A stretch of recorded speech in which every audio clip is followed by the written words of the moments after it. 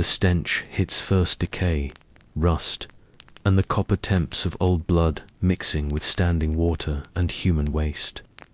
Then comes the rattling of chains, the cold bite of metal against skin, and the horrifying realization that you cannot move. Your heart hammers against your ribs like a prisoner beating against cell bars. Panic floods your nervous system as your eyes adjust to the dim, sickly light illuminating a nightmare made flesh. A dilapidated bathroom that looks like it was torn from the bowels of an abandoned asylum. And there, between you and another terrified soul, lies a corpse in a pool of blackened blood. This is where James Wan's 2004 masterwork Saw drags us, kicking and screaming into the darkest corners of human psychology. This is no ordinary horror film. This is a philosophical treatise written in blood and bone, a meditation on mortality disguised as a torture chamber, and the birth of one of cinema's most terrifyingly complex antagonists, John Kramer, the man the world would come to know as Jigsaw. But to call him simply a villain would be to fundamentally misunderstand the horror he represents. Jigsaw is something far more disturbing, prophet of pain, a sadistic savior, a man who believes that suffering is the only true path to enlightenment. His games aren't the random violence of a Jason Voorhees or the psychosexual rage of a Freddy Krueger. They are carefully orchestrated trials designed to strip away everything comfortable, everything safe, everything human, leaving only the raw, primal will to survive, the birth of a monster, terminal diagnosis, terminal philosophy to understand the horror of Jigsaw. We must first understand John Kramer, the man behind the mask. Picture this. You're a successful civil engineer, a man who builds things, who creates order from chaos. You have a life, plans, a future stretching before you like an open road. Then, in one sterile doctor's office, that future collapses into a single, suffocating present, cancer, terminal, inoperable. You have months, maybe a year if you're lucky. For most people, this would be the end of the story. But for John Kramer, it was the beginning of something far darker. Faced with his own mortality, he didn't find peace or acceptance. Instead, he found Raja burning, all-consuming fury at a world full of people who took their lives for granted, who wasted the precious gift of existence on drugs, lies, and petty cruelties. He survived a suicide attempt, his car crash leaving him impaled but alive. And in that moment of suspended death, he claims to have found clarity. The horror here isn't supernatural. It's deeply, disturbingly human.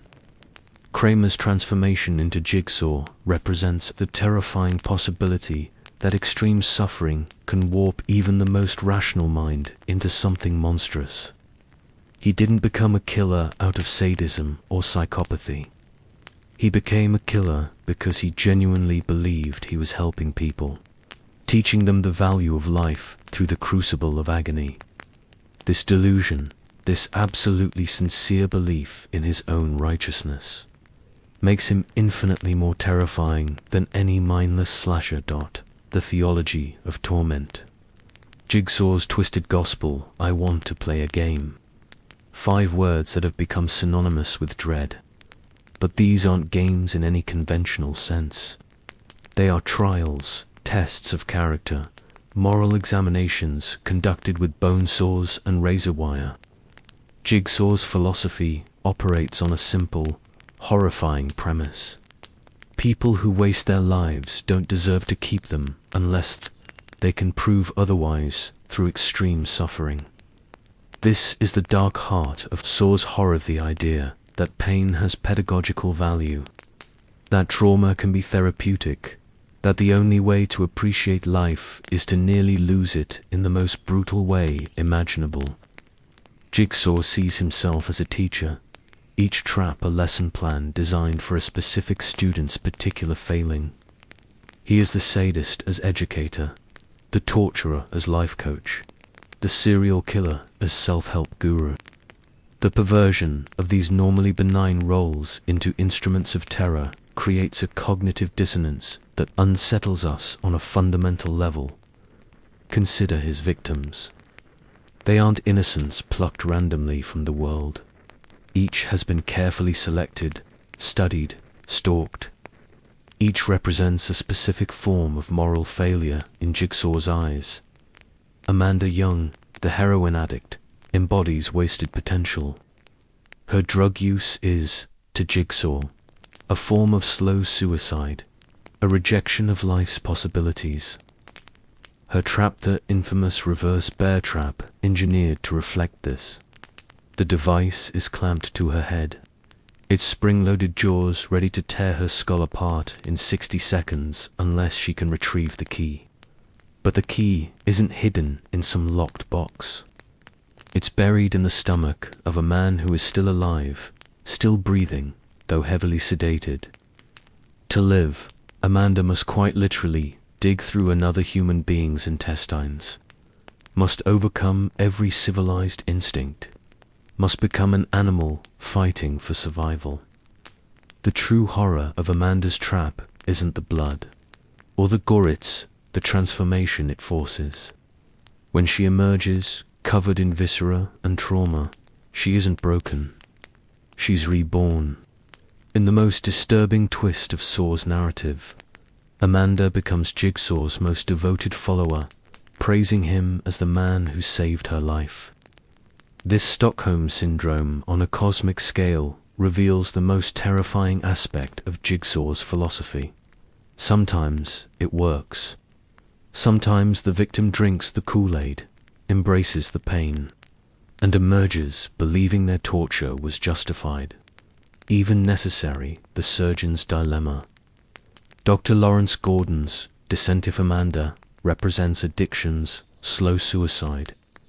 Then Dr. Lawrence Gordon embodies a different kind of death, the emotional death of a man who has everything but appreciates nothing.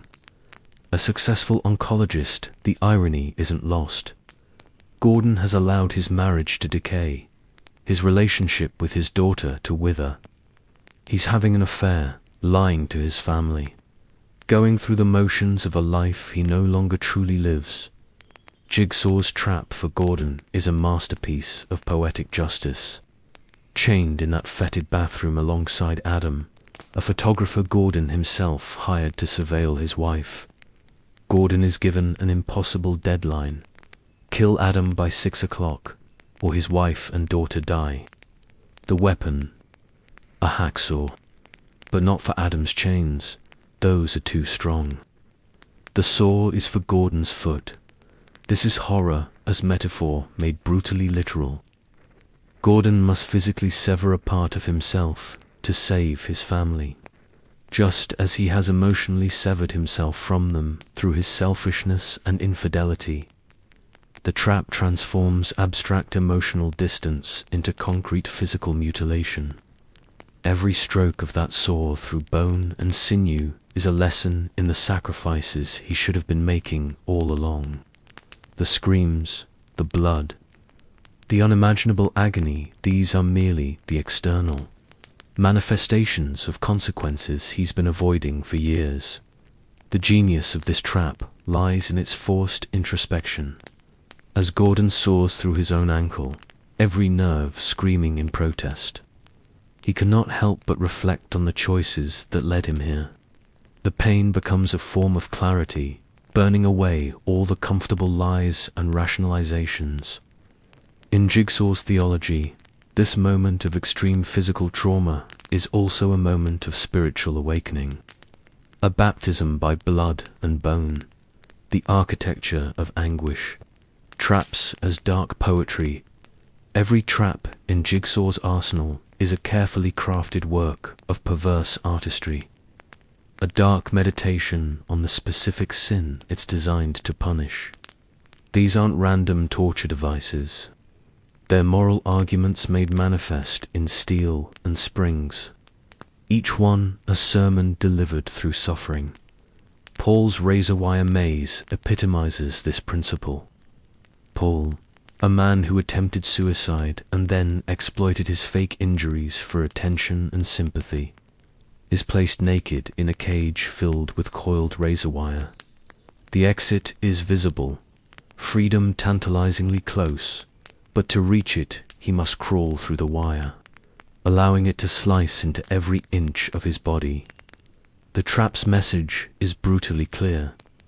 You wanted attention for fake pain, so now experience real pain and see if you still crave that attention. Every cut, every embedded barb, is a reminder that real suffering is nothing like the theatrical suffering he performed for others. Mark's trap operates on similar principles but adds layers of cruel irony. Mark pretended to be sick to exploit sick leave from work, essentially stealing time and money. His punishment? Poison pumped directly into his veins, genuine sickness for the fake sickness he claimed. The antidote sits in a safe, the combination scrawled across the walls of a room coated in flammable gel. Mark has only a single candle to see. And that candle, if it touches the wrong surface, will turn the entire room into an inferno. He must risk burning alive to cure his poisoning, must choose between one form of death and another, all while the precious seconds tick away. The irony is suffocating. To survive fake sickness, he must navigate the genuine possibility of two horrific deaths. These traps reveal Jigsaw's engineering brilliance, but also something darker, his psychological sophistication. Each device is calibrated not just to cause pain, but to cause the right pain. The pain that mirrors and punishes the specific transgression. They are physical manifestations of guilt, mechanisms of forced atonement, confessionals that accept only blood as penance. The hunt, detective taps able to escape its gravitational pull. This parallel suggests that Jigsaw's games extend beyond his direct victims. Everyone who touches his work becomes infected, contaminated by proximity to his philosophy. The horror spreads like a virus, a mimetic plague that transforms investigators into obsessives, victims into disciples. Nobody escapes unchanged. The moral abyss. Are they victims or architects of their own demise? Live or die, make your choice. This simple directive encapsulates the most disturbing element of Jigsaw's philosophy, the illusion of agency. Technically, Jigsaw never directly kills anyone. He creates scenarios, provides tools, establishes rules. The actual death, should it occur, results from the victim's failure to act, to endure, to sacrifice enough. In Jigsaw's twisted logic, this absolves him of responsibility. He's merely a facilitator, an architect of possibility. The victim's death is their own choice, their own failure. This creates a deeply uncomfortable moral ambiguity. Are these people victims of a serial killer, or are they being given a legitimate chance at redemption? Obviously, any rational ethical framework condemns Jigsaw's actions as murder, forcing someone into a life or death situation where escape requires. Self-mutilation is not giving them a choice in any meaningful sense. But the film deliberately presents this ambiguity, forcing us to grapple with the question. The horror here is philosophical. We're watching people tortured and potentially killed, and yet the film constantly whispers, but they could escape. They could survive if they truly wanted to. They have agency. It's gaslighting on a narrative level, making us question whether we should feel sympathy for victims who failed their tests. This moral confusion is deeply unsettling, far more so than simple violence. It makes us interrogate our own values, our own assumptions about justice, redemption, and the value of human life. The narrative labyrinth, non-linear storytelling as psychological, tortures or structure, mirrors the experience of being in one of Jigsaw's traps. The timeline fractures, scenes presented out of chronological order, information revealed piecemeal and deliberately obscured. We see the aftermath of traps before understanding their setup.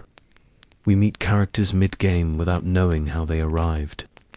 Flashbacks intersect with present action, creating a disorienting collage of suffering that keeps us constantly off balance.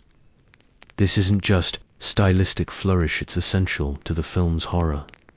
The confusion, the sense of missing crucial information, the feeling that understanding hovers just out of reach until the last possible moment. These sensations replicate the psychological state of Jigsaw's victims. We, the audience, are placed in our own trap, one made of narrative fragments and delayed revelation. Our trap doesn't threaten our bodies, but it thoroughly disorients our minds, keeping us vulnerable and confused. This structure also allows the film to build toward its devastating conclusion, holding back the single piece of information that recontextualizes everything we've seen.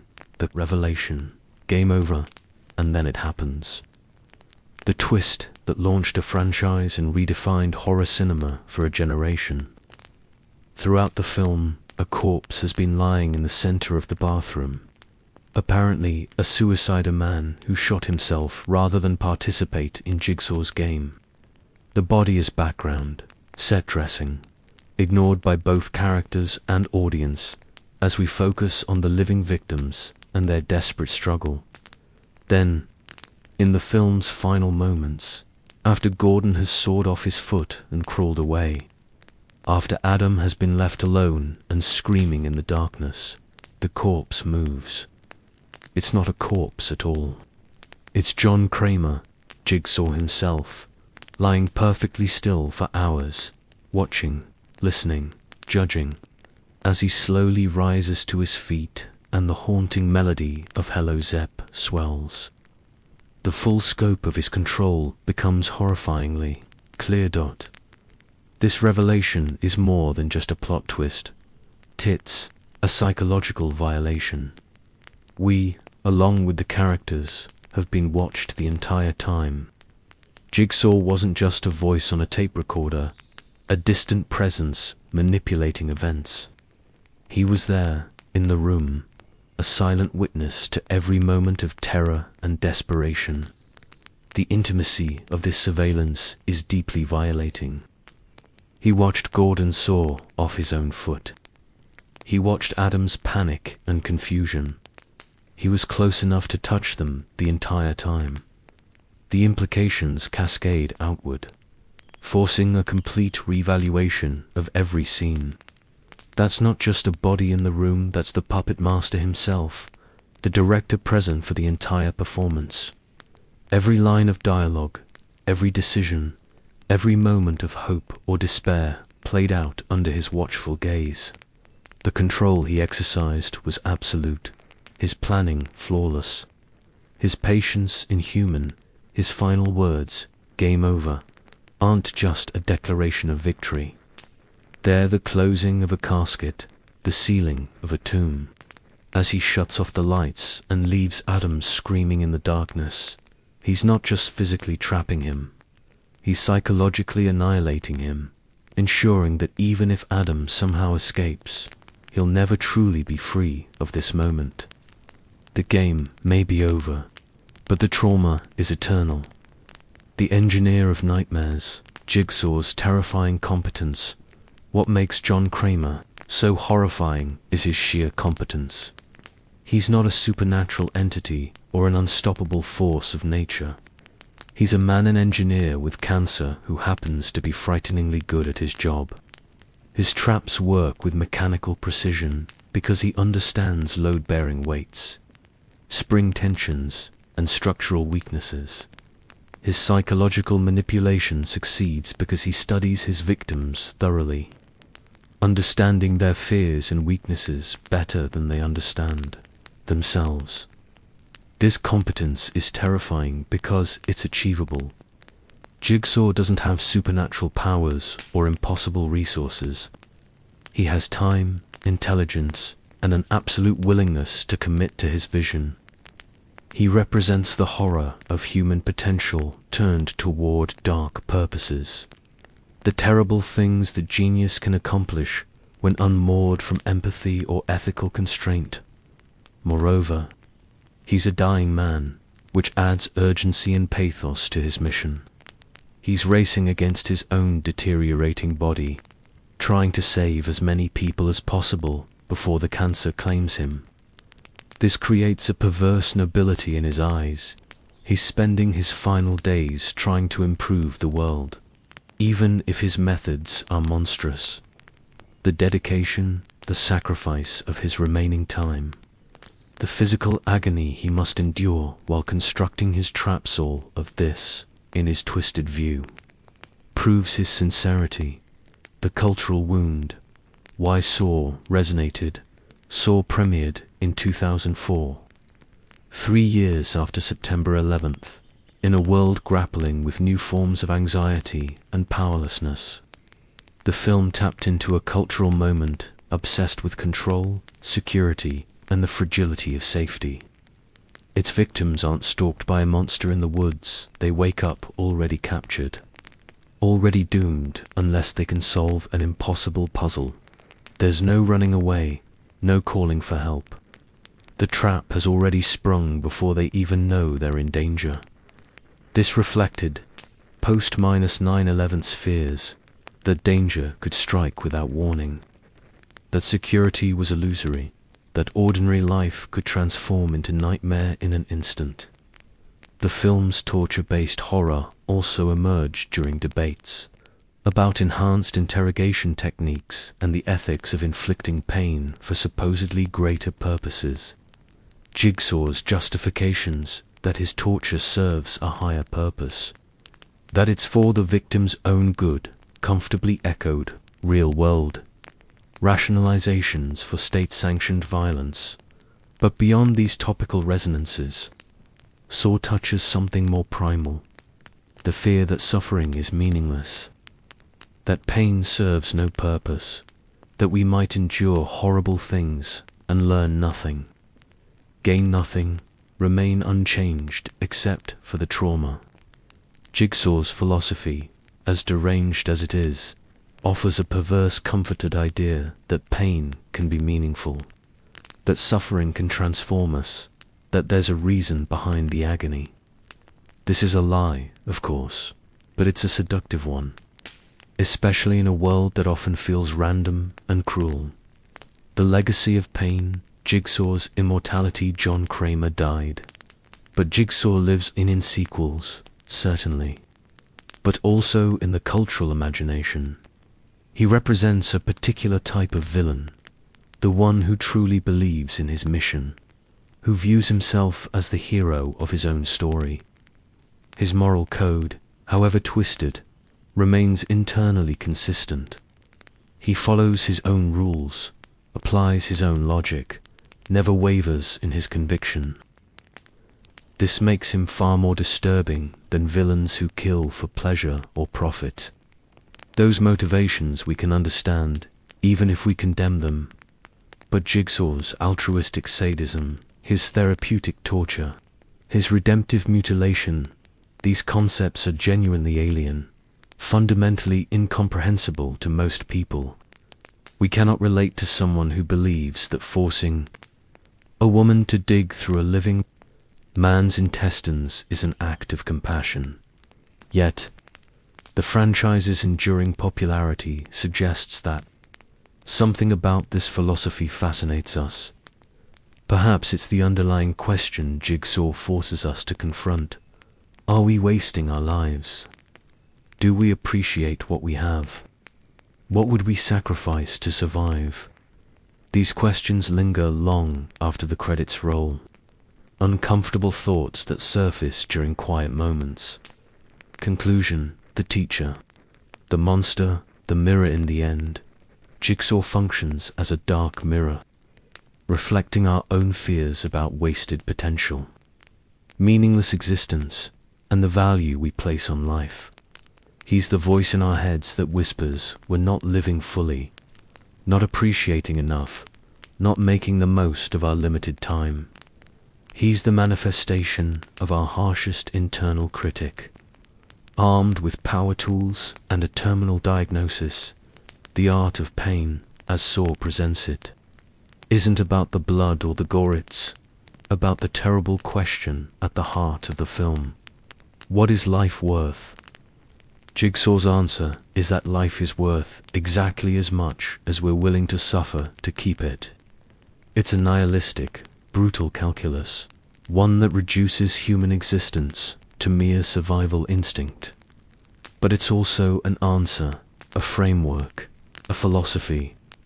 However monstrous, we watch Jigsaw's games with horror, yes, but also with a terrible fascination. Because somewhere in our darkest thoughts, we wonder, would we pass his tests? Would we have the will to survive? Would we cut off our own foot, dig through human viscera, crawl through razor wire? Would we prove, in that final extremity, that we truly value the life we've been given? These questions have no comfortable answers, and that's why John Kramer, the man who became Jigsaw, remains one of horror's most enduring and disturbing villains, not because of the traps he builds, but because of the truths he forces us to confront about ourselves. Game over.